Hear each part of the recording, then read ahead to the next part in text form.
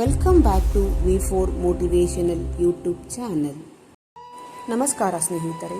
ಜೀವನದಲ್ಲಿ ನೀವು ಯಾರನ್ನಾದರೂ ಸಂಪೂರ್ಣವಾಗಿ ನಂಬಿದ್ದೀರಾ? ನಿಮ್ಮ ಮನಸ್ಸಿನ ಎಲ್ಲ ಭಾವನೆಗಳನ್ನು, ನಿಮ್ಮ ನೋವು, ನಿಮ್ಮ ಸಂತೋಷ ಎಲ್ಲವನ್ನೂ ಒಬ್ಬ ವ್ಯಕ್ತಿಯ ಬಳಿ ಹಂಚಿಕೊಂಡಿದ್ದೀರಾ? ಆದರೆ ಒಂದು ದಿನ ಅದೇ ವ್ಯಕ್ತಿ ನಿಮ್ಮನ್ನು ಮೋಸ ಮಾಡಿದರೆ ನಂಬಿಕೆ ದ್ರೋಹ. ಈ ಒಂದು ಪದವೇ ಮನಸ್ಸನ್ನು ಸಂಪೂರ್ಣವಾಗಿ ಒಡೆದು ಹಾಕುತ್ತದೆ. ಆದರೆ ಪ್ರಶ್ನೆ ಏನೆಂದರೆ, ನಾನು ತಪ್ಪು ಮಾಡಿದ್ದೇನೆ ಅಥವಾ ಅವರ ಸ್ವಭಾವವೇ ಅಂತದ್ದ ಎನ್ನುವುದು. ಇಂದು ನಾವು ತಿಳಿದುಕೊಳ್ಳೋಣ, ಮೋಸ ಯಾಕೆ ಆಗುತ್ತದೆ, ನಂಬಿಕೆ ದ್ರೋಹ ಯಾಕೆ ನೋವು ಕೊಡುತ್ತದೆ ಎಂದು. ನಂಬಿಕೆ ಏಕೆ ಹುಟ್ಟುತ್ತದೆ? ಮನುಷ್ಯನಿಗೆ ಒಂದು ಆಳವಾದ ಸ್ವಭಾವವಿದೆ. ಅವನು ಒಬ್ಬನನ್ನು ನಂಬಲು ಬಯಸುತ್ತಾನೆ. ಇದು ಅವನ ದುರ್ಬಲತೆಯಲ್ಲ, ಇದು ಅವನ ಮಾನವೀಯತೆ. ಪ್ರತಿ ಹೃದಯದೊಳಗೂ ಒಂದು ನಿಶಬ್ದ ಆಸೆ ಇರುತ್ತದೆ. ಯಾರಾದರೂ ನಮ್ಮನ್ನು ಅರ್ಥ ಮಾಡಿಕೊಳ್ಳಬೇಕೆಂದು. ನಮ್ಮ ಮಾತುಗಳನ್ನು ಮಾತ್ರವಲ್ಲ, ನಮ್ಮ ಮೌನವನ್ನು ಕೂಡ ಕೇಳಬೇಕು. ನಾವು ಜೀವನದಲ್ಲಿ ಮುಂದೆ ಸಾಗುತ್ತಿದ್ದಂತೆ ನಾವು ಹಲವಾರು ಜನರನ್ನು ಭೇಟಿಯಾಗುತ್ತೇವೆ. ಕೆಲವರು ಕೇವಲ ಪರಿಚಯವಾಗುತ್ತಾರೆ, ಕೆಲವರು ಸ್ನೇಹಿತರಾಗುತ್ತಾರೆ, ಆದರೆ ಕೆಲವರು ಮಾತ್ರ ನಮ್ಮ ಹೃದಯದೊಳಗೆ ಸ್ಥಳವನ್ನು ಪಡೆಯುತ್ತಾರೆ. ಅಷ್ಟೇ ಅಲ್ಲದೆ ಅವರು ನಮಗೆ ವಿಶೇಷವಾಗುತ್ತಾರೆ. ಅವರ ಜೊತೆ ನಾವು ನಮ್ಮ ನಿಜವಾದ ಮುಖವನ್ನು ತೋರಿಸುತ್ತೇವೆ. ಯಾವುದೇ ಮುಖವಾಡವಿಲ್ಲದೆ ಅದೇ ಕ್ಷಣದಲ್ಲಿ ನಂಬಿಕೆ ಹುಟ್ಟುತ್ತದೆ. ಏಕೆಂದರೆ ನಂಬಿಕೆ ಎಂದರೆ ಕೇವಲ ನೀನು ಒಳ್ಳೆಯವನು ಎನ್ನುವುದಲ್ಲ. ನಂಬಿಕೆ ಎಂದರೆ ನೀನು ನನ್ನನ್ನು ನೋಯಿಸುವುದಿಲ್ಲ ಎಂಬ ನಿರೀಕ್ಷೆ. ಇಲ್ಲಿಯೇ ಕತೆ ಬದಲಾಗುತ್ತದೆ. ಭಗವದ್ಗೀತೆಯಲ್ಲಿ ಶ್ರೀಕೃಷ್ಣನು ಒಂದು ಸೂಕ್ಷ್ಮವಾದ ಸತ್ಯವನ್ನು ಹೇಳುತ್ತಾನೆ. ನೀನು ಹೊರಗಿನ ಜಗತ್ತಿನಲ್ಲಿ ನಂಬಿಕೆ ಇಡುವಾಗ ನಿನ್ನ ನಿರೀಕ್ಷೆಗಳನ್ನು ಕೂಡ ಅಲ್ಲಿ ಕಟ್ಟಿಕೊಳ್ಳುತ್ತೀಯ. ಇದರ ಅರ್ಥ ಏನು? ನೀವು ಯಾರನ್ನಾದರೂ ನಂಬಿದಾಗ ನೀವು ಅವರ ಮೇಲೆ ಕೇವಲ ವಿಶ್ವಾಸವನ್ನೇ ಇಡುವುದಿಲ್ಲ. ನೀವು ನಿಮ್ಮ ಭಾವನೆಗಳನ್ನು, ನಿಮ್ಮ ಕನಸುಗಳನ್ನು, ನಿಮ್ಮ ಹೃದಯವನ್ನು ಕೂಡ ಅವರ ಕೈಗೆ ಕೊಡುತ್ತೀರಾ. ಮತ್ತು ಅದೇ ಸಮಯದಲ್ಲಿ ನೀವು ಒಂದು ಅಜ್ಞಾತ ನಿರೀಕ್ಷೆಯನ್ನು ನಿರ್ಮಿಸಿಕೊಳ್ಳುತ್ತೀರಿ. ಅವರು ನನ್ನನ್ನು ಯಾವತ್ತೂ ನೋಯಿಸಬಾರದು ಎಂದು. ಅವರು ನನ್ನನ್ನು ಬಿಟ್ಟು ಹೋಗಬಾರದು. ಅವರು ಸದಾ ನನ್ನಂತೆಯೇ ಯೋಚಿಸಬೇಕು. ಆದರೆ ಇಲ್ಲಿ ನಾವು ಒಂದು ದೊಡ್ಡ ತಪ್ಪು ಮಾಡುತ್ತೇವೆ. ನಾವು ಇನ್ನೊಬ್ಬರನ್ನು ನಮ್ಮ ಪ್ರತಿಬಿಂಬವಾಗಿ ಕಾಣಲು ಪ್ರಾರಂಭಿಸುತ್ತೇವೆ. ಆದರೆ ಸತ್ಯ ಏನೆಂದರೆ, ಈ ಜಗತ್ತಿನಲ್ಲಿ ಇಬ್ಬರು ಒಂದೇ ರೀತಿಯಾಗಿ ಯೋಚಿಸುವವರು ಇರುವುದಿಲ್ಲ. ಪ್ರತಿಯೊಬ್ಬನ ಮನಸ್ಸು ವಿಭಿನ್ನ, ಪ್ರತಿಯೊಬ್ಬನ ಅನುಭವವು ವಿಭಿನ್ನ, ಪ್ರತಿಯೊಬ್ಬನ ಸ್ವಭಾವ ವಿಭಿನ್ನ. ನೀವು ಯಾರನ್ನಾದರೂ ತುಂಬಾ ಪ್ರಾಮಾಣಿಕವಾಗಿ ನೋಡಬಹುದು, ಆದರೆ ಅವರು ಕೂಡ ಅದೇ ಪ್ರಾಮಾಣಿಕತೆಯಿಂದ ನಿಮ್ಮನ್ನು ನೋಡಲೇಬೇಕು ಎಂಬುದು ಅನಿವಾರ್ಯವಲ್ಲ. ನೀವು ಸಂಬಂಧವನ್ನು ಹೃದಯದಿಂದ ಕಟ್ಟಬಹುದು, ಆದರೆ ಅವರು ಅದನ್ನು ಲಾಭದ ದೃಷ್ಟಿಯಿಂದ ನೋಡಬಹುದು. ಇದು ಕಠಿಣ ಸತ್ಯ, ಆದರೆ ಇದು ಜೀವನದ ನಿಜವಾದ ಸತ್ಯ. ಅದಕ್ಕಾಗಿ ಸಮಸ್ಯೆ ನಂಬಿಕೆಯಲ್ಲಿ ಇಲ್ಲ, ಸಮಸ್ಯೆ ಅತಿಯಾದ ನಿರೀಕ್ಷೆಯಲ್ಲಿ ಇದೆ. ನಂಬಿಕೆ ಒಂದು ಸುಂದರವಾದ ಗುಣ. ಇದು ಸಂಬಂಧಗಳನ್ನು ಗಟ್ಟಿಗೊಳಿಸುತ್ತದೆ. ಆದರೆ ಸ್ನೇಹಿತರೆ, ಅದೇ ನಂಬಿಕೆ ಅಂಧವಾಗಿದೆ. ಅದು ನಮ್ಮನ್ನೇ ನೋಯಿಸುತ್ತದೆ. ಅಂಧ ನಂಬಿಕೆ ಎಂದರೆ ಯಾವುದೇ ಪ್ರಶ್ನೆ ಕೇಳದೆ, ಯಾವುದೇ ಜಾಗೃತಿ ವಹಿಸದೆ ಯಾರನ್ನಾದರೂ ಸಂಪೂರ್ಣವಾಗಿ ಒಪ್ಪಿಕೊಳ್ಳುವುದು. ಶ್ರೀಕೃಷ್ಣನ ಬೋಧನೆ ಏನು ಹೇಳುತ್ತದೆ ಎಂದರೆ, ನಂಬಿಕೆ ಇಡಿ, ಆದರೆ ಜ್ಞಾನದಿಂದ ಇಡಿ. ಪ್ರೀತಿ ಕೊಡಿ, ಆದರೆ ನಿಮ್ಮನ್ನು ನೀವು ಕಳೆದುಕೊಳ್ಳಬೇಡಿ. ನಿಮ್ಮ ಹೃದಯ ಅಮೂಲ್ಯ. ಅದನ್ನು ಯಾರಿಗೂ ಸುಲಭವಾಗಿ ಕೊಡುವ ಮುನ್ನ ಅವರು ಅದಕ್ಕೆ ಅರ್ಹರಾಗಿದ್ದಾರಾ ಎಂದು ತಿಳಿದುಕೊಳ್ಳಿ. ಯಾಕೆಂದರೆ ಸ್ನೇಹಿತರೆ, ನಂಬಿಕೆ ನಿರ್ಮಿಸಲು ವರ್ಷಗಳೇ ಬೇಕು, ಆದರೆ ಅದನ್ನು ಹೊಡೆಯಲು ಒಂದು ಕ್ಷಣ ಸಾಕು. ಈ ಒಂದು ಸಾಲನ್ನು ನೀವು ನೆನಪಿಟ್ಟುಕೊಳ್ಳಿ. ನಂಬಿಕೆ ಜೀವನವನ್ನು ಸುಂದರವಾಗಿಸುತ್ತದೆ, ಆದರೆ ಜಾಗೃತಿ ಅದನ್ನು ಸುರಕ್ಷಿತಗೊಳಿಸುತ್ತದೆ. ಹಾಗಾದರೆ ಜೀವನದಲ್ಲಿ ಮೋಸ ಮತ್ತು ವಂಚನೆ ಯಾಕೆ ಆಗುತ್ತದೆ? ಮೋಸ, ವಂಚನೆ ಇವು ಕೇವಲ ಕ್ರಿಯೆಗಳು ಅಲ್ಲ, ಇವು ಒಂದು ಮನಸ್ಥಿತಿಯ ಪ್ರತಿಫಲ. ನಾವು ಸಾಮಾನ್ಯವಾಗಿ ಯೋಚಿಸುತ್ತೇವೆ, ಅವರು ನನ್ನನ್ನು ಮೋಸ ಮಾಡಿದರು, ಅವರು ತಪ್ಪು ಮಾಡಿದರು. ಆದರೆ ಭಗವದ್ಗೀತೆಯ ದೃಷ್ಟಿಯಲ್ಲಿ ನೋಡಿದರೆ ಈ ವಿಚಾರ ಇನ್ನಷ್ಟು ಆಳವಾಗಿದೆ. ಒಬ್ಬ ವ್ಯಕ್ತಿ ಮೋಸ ಮಾಡುವುದಕ್ಕೆ ಹೊರಗಿನ ಕಾರಣಗಳಿಗಿಂತ ಅವನ ಒಳಗಿನ ಸ್ವಭಾವವೇ ಪ್ರಮುಖ ಕಾರಣ. ಭಗವದ್ಗೀತೆಯ ಪ್ರಕಾರ ಮೋಸ ಮಾಡುವ ವ್ಯಕ್ತಿ ಮೂಲದಲ್ಲಿ 3 ಪ್ರಮುಖ ದೋಷಗಳಿವೆ. ಮೊದಲನೆಯ ದೋಷ ಅಹಂಕಾರ. ಅಹಂಕಾರ ಎಂದರೆ ನಾನೇ ಮುಖ್ಯ, ನನ್ನ ಲಾಭವೇ ಮುಖ್ಯ ಎಂಬ ಮನೋಭಾವ. ಇಂತಹ ವ್ಯಕ್ತಿಗೆ ಸಂಬಂಧಗಳು ಮುಖ್ಯವಲ್ಲ, ಅವರಿಗೆ ತಮ್ಮ ಸ್ವಾರ್ಥವೇ ಮುಖ್ಯ. ಇಂತಹ ವ್ಯಕ್ತಿಗಳು ಯೋಚಿಸುವುದು, ನನಗೆ ಏನು ಸಿಗುತ್ತದೆ, ನಾನು ಹೇಗೆ ಲಾಭ ಪಡೆಯಬಹುದು, ಇದಕ್ಕಾಗಿ ಅವರು ಏನಾದರೂ ಮಾಡಲು ಸಿದ್ಧರಾಗಿರುತ್ತಾರೆ. ಎರಡನೇ ಕಾರಣ ಲೋಭ. ಲೋಭ ಎಂದರೆ ಇದ್ದದ್ದರಿಂದ ತೃಪ್ತಿ ಪಡೆಯುವುದಲ್ಲ, ಹೆಚ್ಚು ಬೇಕು, ಇನ್ನಷ್ಟು ಬೇಕು ಎನ್ನುವ ಅತೃಪ್ತ ಆಸೆ. ಇಂತಹ ವ್ಯಕ್ತಿ ಸಂಬಂಧಗಳನ್ನು ಒಂದು ಅವಕಾಶವಾಗಿ ನೋಡುತ್ತಾನೆ.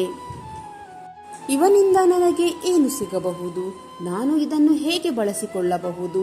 ಅವರಿಗೆ ನೀವು ವ್ಯಕ್ತಿಯಾಗಿಲ್ಲ, ಒಂದು ಸಾಧನ. ಅವರು ನಿಮ್ಮ ನಂಬಿಕೆಯನ್ನು ಉಪಯೋಗಿಸಿಕೊಳ್ಳುತ್ತಾರೆ, ನಿಮ್ಮ ಪ್ರೀತಿಯನ್ನು ದುರುಪಯೋಗಪಡಿಸಿಕೊಳ್ಳುತ್ತಾರೆ. ಮೂರನೇ ಕಾರಣ ಮೋಹ. ಮೋಹ ಎಂದರೆ ವಾಸ್ತವವನ್ನು ಕಾಣದ ಸ್ಥಿತಿ. ಇಂತಹ ವ್ಯಕ್ತಿ ಸತ್ಯವನ್ನು ನೋಡುವುದಿಲ್ಲ, ತಮ್ಮ ಲಾಭವನ್ನು ಸತ್ಯ ಎಂದು ಭಾವಿಸುತ್ತಾನೆ. ಅವರು ಯೋಚಿಸುವುದು, ನಾನು ಮಾಡುತ್ತಿರುವುದೇ ಸರಿ, ನನ್ನ ಪ್ರಯೋಜನವೇ ಮುಖ್ಯ. ಇದು ಒಂದು ರೀತಿಯ ಅಜ್ಞಾನ. ಅವರು ತಮ್ಮ ಕ್ರಿಯೆಗಳ ಪರಿಣಾಮವನ್ನು ಅರ್ಥ ಮಾಡಿಕೊಳ್ಳುವುದಿಲ್ಲ. ಈ 3 ಗುಣಗಳ ಬಗ್ಗೆ ಶ್ರೀಕೃಷ್ಣನು ಸ್ಪಷ್ಟವಾಗಿ ಹೇಳುತ್ತಾನೆ. ಅಹಂಕಾರ, ಲೋಭ, ಕ್ರೋಧ ಇವೇ ನಾಶದ ದಾರಿ. ಅಂದರೆ ಈ ಗುಣಗಳು ಯಾರಲ್ಲಿ ಇದ್ದರೂ ಅವರು ನಿಧಾನವಾಗಿ ತಮ್ಮ ಜೀವನವನ್ನೇ ಹಾಳು ಮಾಡಿಕೊಳ್ಳುತ್ತಾರೆ. ಹಾಗಾದರೆ ಯಾರು ಮೋಸ ಮಾಡುತ್ತಾರೆ? ಈ ಪ್ರಶ್ನೆಗೆ ಉತ್ತರ ಬಹಳ ಸರಳ. ತಮ್ಮ ಮನಸ್ಸನ್ನು ನಿಯಂತ್ರಿಸಿದವರು. ಯಾರಿಗಾದರೂ ಜ್ಞಾನ ಇದ್ದರೆ, ಯಾರಿಗಾದರೂ ಆತ್ಮ ಸಾಕ್ಷಾತ್ಕಾರ ಇದ್ದರೆ ಅವರು ಯಾವತ್ತೂ ಮೋಸ ಮಾಡುವುದಿಲ್ಲ. ಆದರೆ ಸ್ನೇಹಿತರೆ, ಮನಸ್ಸಿನ ಮೇಲೆ ಹಿಡಿತವಿಲ್ಲದವರು ತಮ್ಮ ಆಸೆ, ಅಹಂಕಾರ, ಲೋಭಕ್ಕೆ ಬಲಿಯಾಗುತ್ತಾರೆ. ಒಂದು ಮಹತ್ವದ ಸತ್ಯ, ನೀವು ಇದನ್ನು ಗಮನಿಸಬೇಕು. ಅವರು ನಿಮ್ಮನ್ನು ಮೋಸ ಮಾಡಿಲ್ಲ, ಅವರು ತಮ್ಮ ಸ್ವಭಾವಕ್ಕೆ ಬಲಿಯಾಗಿದ್ದಾರೆ. ಇದು ನಿಮಗೆ ಕೇಳಲು ಬಹಳ ಕಠಿಣವಾಗಬಹುದು, ಆದರೆ ಇದು ನಿಮ್ಮ ಮನಸ್ಸಿಗೆ ಶಾಂತಿ ನೀಡುವ ಸತ್ಯ. ಏಕೆಂದರೆ ನೀವು ಇದನ್ನು ಅರ್ಥ ಮಾಡಿಕೊಂಡಾಗ ನೀವು ನಿಮ್ಮನ್ನು ದೋಷಾರೋಪಣೆ ಮಾಡಿಕೊಳ್ಳುವುದನ್ನು ನಿಲ್ಲಿಸುತ್ತೀರಿ. ಮೋಸ ಮಾಡುವವರು ಹೆಚ್ಚಾಗಿ ದುರ್ಬಲರು, ಅವರು ತಮ್ಮ ಮನಸ್ಸಿನ ದಾಸರು. ಆದರೆ ನೀವು ಈ ಸತ್ಯವನ್ನು ಅರ್ಥ ಮಾಡಿಕೊಂಡಾಗ ನೀವು ಬಲಿಷ್ಠರಾಗುತ್ತೀರಿ, ನೀವು ಜಾಗೃತರಾಗುತ್ತೀರಿ. ಮತ್ತು ಈ ಒಂದು ಸಾಲು ನೆನಪಿಟ್ಟುಕೊಳ್ಳಿ ಸ್ನೇಹಿತರೆ, ಮೋಸ ಮಾಡಿದವರು ಬುದ್ಧಿವಂತರಲ್ಲ, ತಮ್ಮ ಮನಸ್ಸನ್ನು ಗೆಲ್ಲದವರು ಮಾತ್ರ ಮೋಸ ಮಾಡುತ್ತಾರೆ. ಹಾಗಾದರೆ ಜೀವನದಲ್ಲಿ ನಂಬಿಕೆ ದ್ರೋಹ ಯಾಕೆ ಇಷ್ಟು ನೋವು ಕೊಡುತ್ತದೆ? ನಂಬಿಕೆ ದ್ರೋಹದ ನೋವು ಸಾಮಾನ್ಯ ನೋವಲ್ಲ. ಇದು ಕೇವಲ ಒಂದು ಘಟನೆಯಲ್ಲ. ಇದು ಹೃದಯದ ಆಳದಲ್ಲಿ ಬಿದ್ದ ಗಾಯ. ಹೊರಗೆ ಕಾಣಿಸದಿದ್ದರೂ ಒಳಗೆ ನಿಧಾನವಾಗಿ ಸಿಗುತ್ತಿರುವ ನೋವು. ಯಾಕೆ ಇದು ತೀವ್ರವಾಗಿರುತ್ತದೆ? ಏಕೆಂದರೆ ನೀವು ಅವರನ್ನು ಕೇವಲ ವ್ಯಕ್ತಿಯಾಗಿ ನೋಡಿಲ್ಲ, ನೀವು ಅವರನ್ನು ನಿಮ್ಮ ಜೀವನದ ಒಂದು ಭಾಗವನ್ನಾಗಿ ಮಾಡಿಕೊಂಡಿದ್ದೀರಿ. ನೀವು ಅವರೊಂದಿಗೆ ನಿಮ್ಮ ಕ್ಷಣಗಳನ್ನು ಹಂಚಿಕೊಂಡಿದ್ದೀರಿ, ನಿಮ್ಮ ಕನಸುಗಳನ್ನು ಹಂಚಿಕೊಂಡಿದ್ದೀರಿ. ಅಷ್ಟೇ ಅಲ್ಲ, ನಿಮ್ಮ ದುರ್ಬಲತೆಗಳನ್ನು ಕೂಡ ಅವರ ಮುಂದೆ ತೆರೆದಿದ್ದೀರಿ. ಅದರ ಅರ್ಥ ನೀವು ನಿಮ್ಮ ಹೃದಯದ ಬಾಗಿಲನ್ನೇ ಅವರಿಗಾಗಿ ತೆರೆದಿದ್ದೀರಿ. ಮತ್ತು ಅವರು ಆ ನಂಬಿಕೆಯನ್ನು ಹೊಡೆದಾಗ ಅದು ಕೇವಲ ಸಂಬಂಧವನ್ನು ಮುರಿಯುವುದಿಲ್ಲ, ನಿಮ್ಮ ಒಳಗಿನ ಒಂದು ಭಾಗವನ್ನೇ ಮುರಿದು ಹೋಗುತ್ತದೆ. ನೆನಪಿರಲಿ ಸ್ನೇಹಿತರೆ, ಯಾವುದೇ ಸಂಬಂಧವು ಶಾಶ್ವತವಲ್ಲ. ಆದರೆ ನಾವು ಏನು ಮಾಡುತ್ತೇವೆ? ನಾವು ಸಂಬಂಧಗಳನ್ನು ಶಾಶ್ವತ ಎಂದು ನಂಬುತ್ತೇವೆ. ಇವರು ಯಾವತ್ತೂ ನನ್ನ ಜೊತೆಯಲ್ಲಿ ಇರುತ್ತಾರೆ ಎಂದು ನಂಬುತ್ತೀವಿ. ಈ ನಂಬಿಕೆಯೇ ನಮ್ಮ ನಿರೀಕ್ಷೆಯನ್ನು ಇನ್ನಷ್ಟು ಗಾಢವಾಗಿಸುತ್ತದೆ. ನಿರೀಕ್ಷೆ ಎಷ್ಟು ದೊಡ್ಡದಾಗಿದೆಯೋ ನೋವು ಕೂಡ ಅಷ್ಟೇ ದೊಡ್ಡದಾಗಿರುತ್ತದೆ. ಆದ್ದರಿಂದ ಸಂಬಂಧ ಮುರಿದು ಬಿದ್ದಾಗ ನಾವು ಕೇವಲ ಒಬ್ಬ ವ್ಯಕ್ತಿಯನ್ನು ಕಳೆದುಕೊಳ್ಳುವುದಿಲ್ಲ, ನಾವು ನಮ್ಮ ಒಂದು ಭಾಗವನ್ನೇ ಕಳೆದುಕೊಳ್ಳುತ್ತೇವೆ. ಅದೇ ಕಾರಣಕ್ಕೆ ನಂಬಿಕೆ ದ್ರೋಹದ ನೋವು ಅಷ್ಟು ಆಳವಾಗಿರುತ್ತದೆ. ನೀವು ಯಾರನ್ನಾದರೂ ಎಷ್ಟು ಆಳವಾಗಿ ನಿಮ್ಮ ಹೃದಯಕ್ಕೆ ಹತ್ತಿರ ಮಾಡುತ್ತಿರುವರೋ ನಿಮ್ಮನ್ನು ನೋಯಿಸುವ ಶಕ್ತಿ ಅಷ್ಟೇ ಹೆಚ್ಚಾಗುತ್ತದೆ. ಆದರೆ ಆ ನೋವೇ ನಿಮಗೆ ಒಂದು ಪಾಠವನ್ನು ಕಲಿಸುತ್ತದೆ. ಸಂಬಂಧಗಳು ಶಾಶ್ವತವಲ್ಲ, ಆದರೆ ನೀವು ಬಲಿಷ್ಠರಾಗಬಹುದು. ಹಾಗಾದರೆ ನಮಗೆ ಮೋಸ ಮಾಡಿದವರ ಬಗ್ಗೆ ನಮ್ಮ ದೃಷ್ಟಿಕೋನ ಹೇಗಿರಬೇಕು? ನೀವು ಅನೇಕ ಬಾರಿ ನಿಮ್ಮನ್ನೇ ಕೇಳಿಕೊಂಡಿರಬಹುದು, ಅವರು ನನ್ನನ್ನೇ ಯಾಕೆ ಮೋಸ ಮಾಡಿದರು? ನಾನು ಅವರಿಗೆ ಏನು ತಪ್ಪು ಮಾಡಿದೆ? ಈ ಪ್ರಶ್ನೆಗಳು ಸಹಜ. ಯಾಕೆಂದರೆ ನಮ್ಮ ಮನಸ್ಸು ಉತ್ತರ ಹುಡುಕಲು ಪ್ರಯತ್ನಿಸುತ್ತದೆ, ನಮ್ಮ ನೋವಿಗೆ ಕಾರಣ ಕಂಡುಕೊಳ್ಳಲು ಪ್ರಯತ್ನಿಸುತ್ತದೆ. ಆದರೆ ಇಲ್ಲಿ ಮಹತ್ವದ ತಿರುವಿದೆ. ಶ್ರೀಕೃಷ್ಣನು ಹೇಳುವ ಬೋಧನೆ ಏನು ಗೊತ್ತಾ? ನೀನು ಅವರ ಕ್ರಿಯೆಯನ್ನು ಇಲ್ಲಿ ಗಮನಿಸಬೇಡ, ಅವರ ಸ್ವಭಾವವನ್ನು ನೋಡು. ಅಂದರೆ ನೀನು ಕೇವಲ ನಡೆದ ಘಟನೆ ಇದೆ ಗಮನ ಕೊಡಬೇಡ. ಒಂದು ಸರ್ಪವು ನಿಮ್ಮನ್ನು ಕಚ್ಚಿದರೆ ನೀವು ಅದನ್ನು ದ್ವೇಷಿಸುತ್ತೀರಾ? ಇಲ್ಲ, ಏಕೆಂದರೆ ನಿಮಗೆ ಗೊತ್ತು ಅದು ಅದರ ಸ್ವಭಾವ, ಅದು ಕಚ್ಚುವುದು ಅದರ ಗುಣ. ಅದು ನಿಮ್ಮ ವಿರುದ್ಧವಾಗಿ ಯೋಜನೆ ಮಾಡಿ ಕಚ್ಚುವುದಿಲ್ಲ, ಹಾಗೆಯೇ ಕಚ್ಚುತ್ತದೆ. ಕೆಲವರು ಜೀವನದಲ್ಲಿ ಮೋಸ ಮಾಡುತ್ತಾರೆ, ವಂಚನೆ ಮಾಡುತ್ತಾರೆ. ಇದು ಯಾವಾಗಲೂ ನಿಮ್ಮ ಬಗ್ಗೆ ಅಲ್ಲ, ಅದು ಅವರ ಸ್ವಭಾವದ ಪ್ರತಿಬಿಂಬ. ಅವರು ತಮ್ಮ ಮನಸ್ಸಿನ ದಾಸರಾಗಿದ್ದಾರೆ. ಅವರ ಅಹಂಕಾರ, ಲೋಭ, ಸ್ವಾರ್ಥ ಇವುಗಳೇ ಅವರನ್ನು ನಿಯಂತ್ರಿಸುತ್ತವೆ. ಅದಕ್ಕಾಗಿ ನೀವು ನಿಮ್ಮನ್ನು ದೋಷಾರೋಪಣೆ ಮಾಡಿಕೊಳ್ಳುವುದನ್ನು ನಿಲ್ಲಿಸಬೇಕು. ನನ್ನಲ್ಲಿ ಏನು ತಪ್ಪು ಇದೆ ಎಂದು ಯೋಚಿಸುವುದನ್ನು ಬಿಡಿ. ಬದಲಿಗೆ ನಾನು ಇದರಿಂದ ಏನು ಕಲಿಯಬಹುದು ಎಂದು ಕೇಳಿಕೊಳ್ಳಿ. ಏಕೆಂದರೆ ಪ್ರತಿ ನೋವು ಒಂದು ಪಾಠವನ್ನು ಹೊತ್ತಿ ತರುತ್ತದೆ. ಪ್ರತಿ ಮೋಸ ನಿಮ್ಮಲ್ಲಿ ಜಾಗೃತಿಯನ್ನು ತರಲು ಬರುತ್ತದೆ. ನಿಮ್ಮ ದೃಷ್ಟಿಕೋನವನ್ನು ಬದಲಾಯಿಸಿ ನೀವು ಅವರನ್ನು ದ್ವೇಷಿಸುತ್ತೀರಾ? ಅದು ನಿಮಗೆ ಶಾಂತಿ ಕೊಡುತ್ತದೆಯೇ? ಇಲ್ಲ, ದ್ವೇಷವು ನಿಮ್ಮ ಮನಸ್ಸನ್ನೇ ಮತ್ತಷ್ಟು ಕಾಡುತ್ತದೆ. ಅಷ್ಟೇ ಅಲ್ಲ, ನಿಮ್ಮ ಒಳಗಿನ ಶಾಂತಿಯನ್ನು ಕಳೆದುಕೊಳ್ಳುತ್ತದೆ. ಆದರೆ ನೀವು ಇದನ್ನು ಒಂದು ಪಾಠವಾಗಿ ಸ್ವೀಕರಿಸಿದರೆ ನೀವು ಜ್ಞಾನಿಗಳಾಗುತ್ತೀರಿ. ಮೋಸ ಮಾಡಿದವರನ್ನು ದ್ವೇಷಿಸುವುದು ಸುಲಭ, ಆದರೆ ಅವರಿಂದ ಪಾಠ ಕಲಿಯುವುದು ನಿಮ್ಮನ್ನು ಶಕ್ತಿಶಾಲಿಯಾಗಿಸುತ್ತದೆ. ಆದ್ದರಿಂದ ಅವರನ್ನು ದ್ವೇಷಿಸಬೇಡಿ, ಅವರಿಂದ ಆಟ ಕಲಿಯಿರಿ. ಏಕೆಂದರೆ ಅವರು ನಿಮ್ಮ ಜೀವನದಲ್ಲಿ ಬಂದದ್ದು ನಿಮ್ಮನ್ನು ಮುರಿಯಲು ಅಲ್ಲ, ನಿಮ್ಮನ್ನು ಬಲಪಡಿಸಲು. ಹಾಗಾದರೆ ಈ ಮೋಸ, ವಂಚನೆ, ನಂಬಿಕೆ ದ್ರೋಹದಿಂದ ಹೊರಗೆ ಹೇಗೆ ಬರಬೇಕು? ಇದು ಅತ್ಯಂತ ಮುಖ್ಯವಾದ ಭಾಗ. ಏಕೆಂದರೆ ನೋವು ಎಲ್ಲರಿಗೂ ಬರುತ್ತದೆ, ಆದರೆ ಬರುವುದು ಕೆಲವರಿಗೆ ಮಾತ್ರ ಸಾಧ್ಯ. ಪ್ರಶ್ನೆ ಇದು: ನೀವು ಮುರಿದುಕೊಳ್ಳಬೇಕಾ ಅಥವಾ ಬಲಿಷ್ಠರಾಗಬೇಕಾ? ಮೋಸದಿಂದ ಹೊರಬರುವ ದಾರಿ ಇದೆ, ಆದರೆ ಇದು ಒಳಗಿನಿಂದ ಆರಂಭವಾಗಬೇಕು. ಮೊದಲನೆಯದು ಸ್ವೀಕಾರ. ಮೊದಲ ಹೆಜ್ಜೆ ಇದು. ಸಂಭವಿಸಿದೆ ಎಂದು ಒಪ್ಪಿಕೊಳ್ಳುವುದು. ಬಹಳ ಜನ ಏನು ಮಾಡುತ್ತಾರೆ ಗೊತ್ತಾ? ಅವರು ಈ ಸತ್ಯವನ್ನು ಒಪ್ಪಿಕೊಳ್ಳುವುದಿಲ್ಲ. ಇದು ಆಗಿರುವುದಿಲ್ಲ, ಅವರು ಹೀಗಿರಲಾರರು ಎಂದು ಮನಸ್ಸಿನಲ್ಲಿಯೇ ಹೋರಾಡುತ್ತಾರೆ. ಆದರೆ ನೀವು ಸತ್ಯವನ್ನು ಎಷ್ಟು ಬೇಗ ಒಪ್ಪಿಕೊಳ್ಳುತ್ತೀರೋ ನಿಮ್ಮ ಚೇತರಿಕೆ ಅಷ್ಟೇ ಬೇಗ ಆರಂಭವಾಗುತ್ತದೆ. ಸ್ವೀಕಾರವೇ ಚಿಕಿತ್ಸೆಯ ಮೊದಲ ಹಂತ. ಇನ್ನು ಎರಡನೇ ಹಂತ, ಅವರೊಂದಿಗೆ ನಿಮ್ಮ ಸಂಬಂಧವನ್ನು ಕಡಿಮೆ ಮಾಡಿ. ನೀವು ನೋವು ಅನುಭವಿಸುವುದಕ್ಕೆ ಪ್ರಮುಖ ಕಾರಣ ಏನು ಗೊತ್ತಾ? ಅತಿಯಾದ ಸಂಬಂಧವನ್ನು ಹೊಂದುವುದು.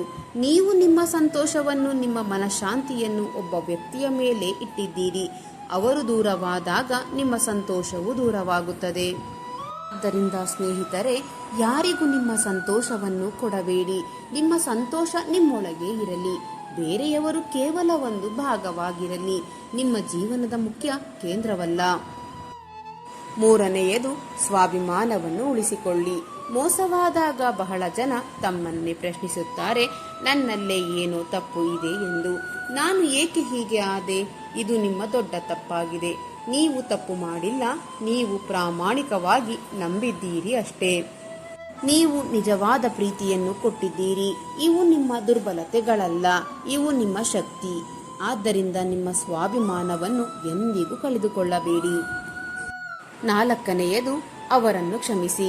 ಅವರಿಂದ ಒಮ್ಮೆಲೆ ಸಂಬಂಧವನ್ನು ಮುರಿದುಕೊಳ್ಳಬೇಡಿ. ಕ್ಷಮೆ ಎಂದರೆ ಅವರು ಮಾಡಿದ ತಪ್ಪನ್ನು ಸಮರ್ಥಿಸುವುದು ಅಲ್ಲ. ಕ್ಷಮೆ ಎಂದರೆ ನಿಮ್ಮ ಮನಸ್ಸನ್ನು ಮುಕ್ತಗೊಳಿಸುವುದು.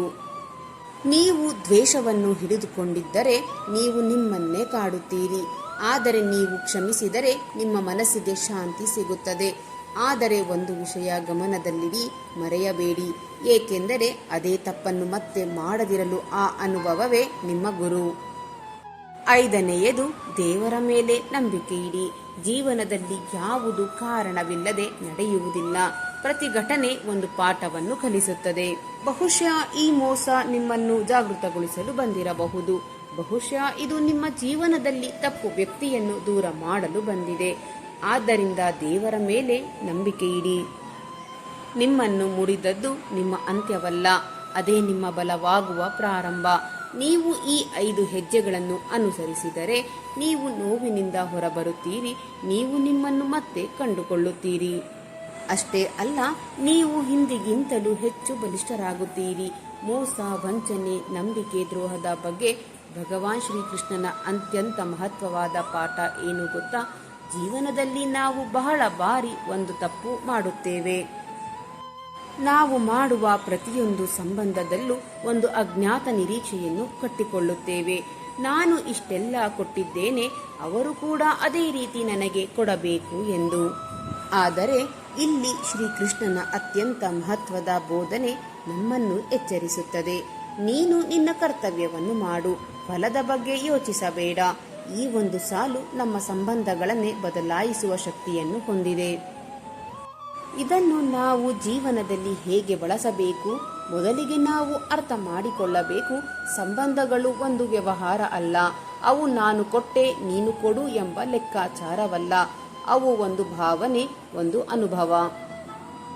ಪ್ರೀತಿ ಕೊಡಿ, ನಿರೀಕ್ಷೆ ಬೇಡ. ನೀವು ಯಾರನ್ನಾದರೂ ಪ್ರೀತಿಸಿದಾಗ ಅದು ನಿಜವಾದ ಪ್ರೀತಿಯಾಗಿದ್ದರೆ ಅದರ ಹಿಂದೆ ಯಾವುದೇ ಷರತ್ತು ಇರಬಾರದು. ಆದರೆ ನಾವು ಏನು ಮಾಡುತ್ತೇವೆ? ನಾವು ಅವರನ್ನು ಪ್ರೀತಿಸುತ್ತೇವೆ, ಅವರು ಕೂಡ ನಮ್ಮನ್ನು ಪ್ರೀತಿಸಬೇಕು.